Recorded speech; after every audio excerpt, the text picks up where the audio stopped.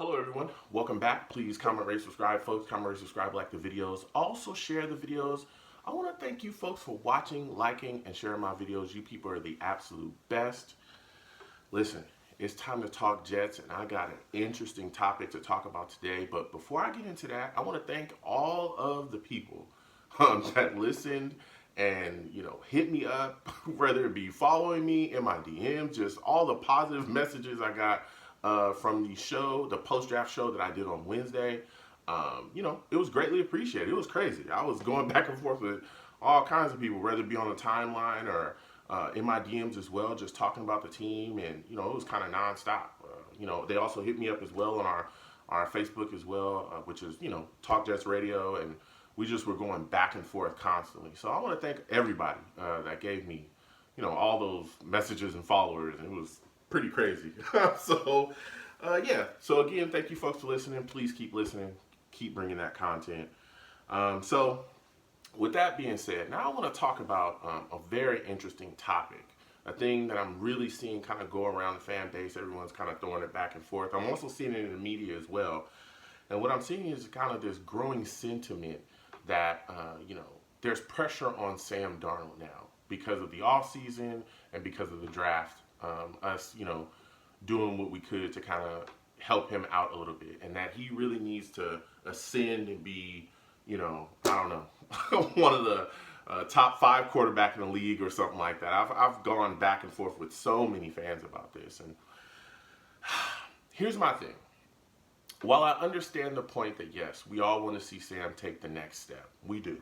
Okay, I'm the biggest Sam fan in the world. I also keep it real though. I want to make that very clear. I do keep it real about my guy.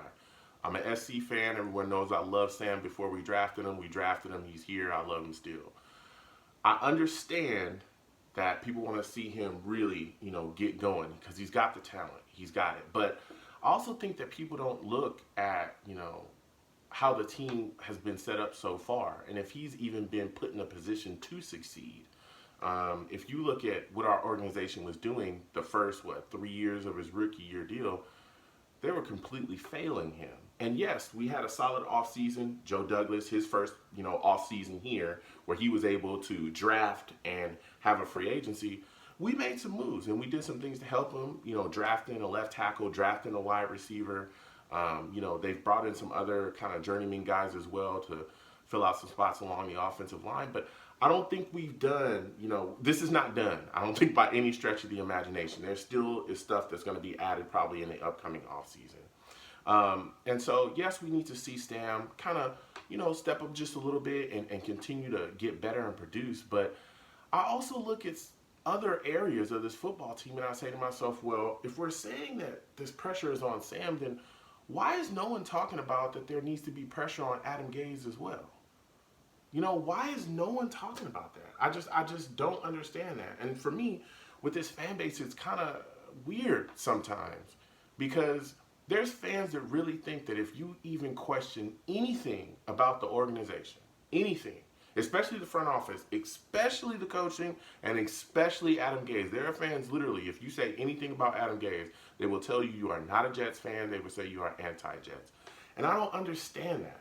I've never understood that sentiment. Sometimes if you love something, like if you truly love something, like all of us fans do, we all love this Jets team. Sometimes the hardest but most, the most beneficial thing to do is critique that thing to figure out, hey, how can you make it better to get it to the next level? It's hard to do, but it's very necessary, especially when you're looking at the failures that we've had, not just just recently, but look at our past. We haven't been in the playoffs in 10 years. There have been multiple failures. So you have to critique and understand, look around and say, okay, what is going on here? How can we get better? What is the direction that we need to go in?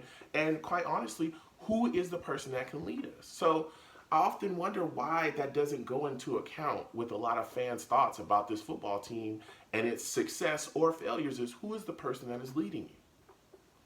That is very important because I remember before we fired Todd Bowles, one of the reasons why we fired him is because a lot, and it wasn't just a growing sentiment, in the media, but even the fan base itself said this guy, he's not a guy that makes us better. He's not a guy, that is coming in and we necessarily think is a great leader.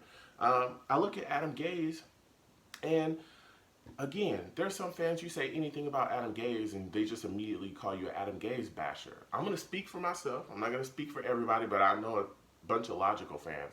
Not an Adam Gase basher. I keep it real about Gase, though.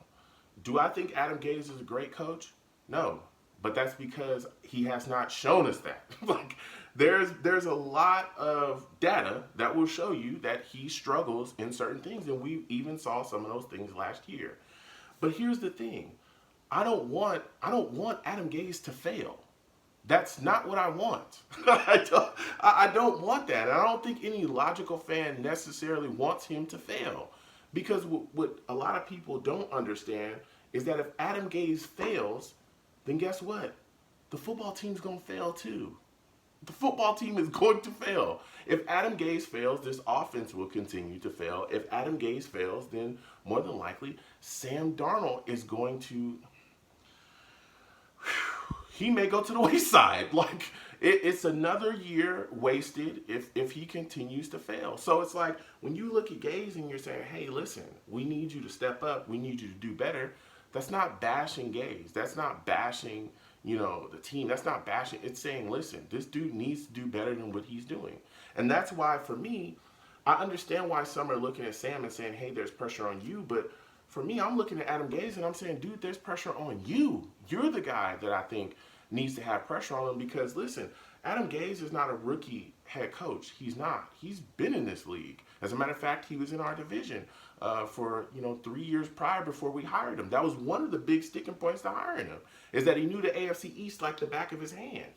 So he was also brought in to better the offense. He was also brought in to groom and mature Sam Darnold and make him a better quarterback. And I look at some of the things he's done up until this point, and I say, I don't necessarily know if he's done that. A lot of things within his system have not made Sam better. As a matter of fact, if you can go look at the articles where they're talking about, hey, it comes out of his own mouth where Gase literally says that Sam had to come up to him and tell him that things were not working in the offense for him to change his offense. He's also had issues in the past, Le'Veon Bell, of not being able to fit talent into his offense no matter how good it is. He just won't adjust and make adjustments to change his offense up or do something differently to, ascend and make this offense better. He's got to change that. He has got to change that. Adam Gase has got to be better at that. He's also got to be better with his adjustments. He's got to be a better coach. He's got to. He's absolutely got to. And I know that some people are going to talk about the injuries, and I get that. We had injuries. But I look at this situation, I say, listen, this is the NFL. There are teams all over the league last year that dealt with injuries. You look at the Carolina Panthers. They had a lot of injuries as well. You look at the Philadelphia Eagles, I think is a great example with Doug Peterson. Dude, that team was about as injured as you could get. They were picking up guys from the YMCA parking lot.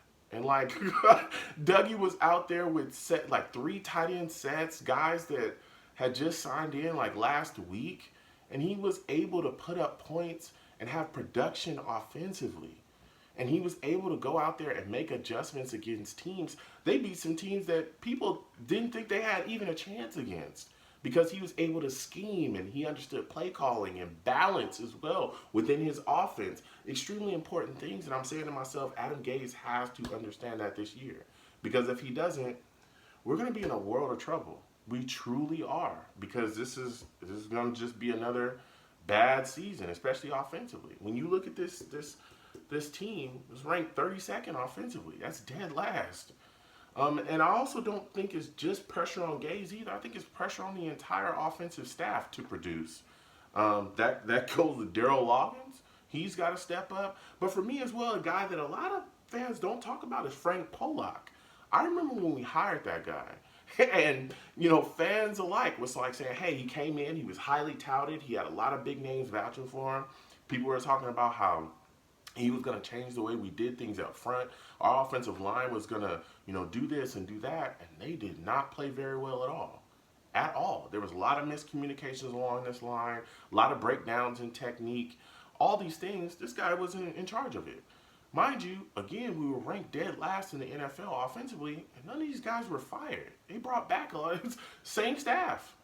So it's like things have got to really, step up, offensively, especially with the offensive staff. Also understand some people look at, Greg Williams. Greg Williams, I think, did a great job last year. So I think he's just got to continue his production. And there are things that's been added as well to help him too. And he's going to get some guys back as well, Mosley. But he was doing well without a lot of those guys. He was honestly, Greg Williams was the best coach on the staff last year. He was doing work without some of his top stars. Most of his top stars. He had Tremaine Johnson was trash. He might as well have not even been around. So he didn't have a starting corner. He didn't have a number one or really a number two because Roberts was trash. Mosley, Avery, they were gone. He was working without a lot of guys, and that defense was clicking. That defense was keeping us in a lot of games last year. So I need to see Adam Gase step up on the other side. I really, really do, and I hope that he does. He's got to make changes, though. He's got to. And I think the biggest thing for him is making those adjustments. He's got to make those adjustments. If he does, I think it'll benefit Sam. It truly will. I want to see Adam Gase do something here. But, man, he's just got to step up and make a change. So comment down below, folks. Let me know what you folks think. How do you feel about Gase going into the season? Do you think he'll change things up? Do you think it's the year where he'll make adjustments within his system to benefit some guys? What are your thoughts about Sam Darnold? Do you feel like there's pressure on Sam? Are you personally putting pressure on Sam as well? If so, what exactly is, what would make you happy? Is it just numbers? Is it, the success of the team? Does he have to, make the playoffs for you to be happy with him as a QB? I just want to get you folks' thoughts because, again, I've been hit up by so many people just throwing around so many different ideas and things about this football team, particularly Sam Darnold, and what they expect out of him this year. So, again, comment down below, folks. Let me know what you folks think. You folks have a good one. Peace.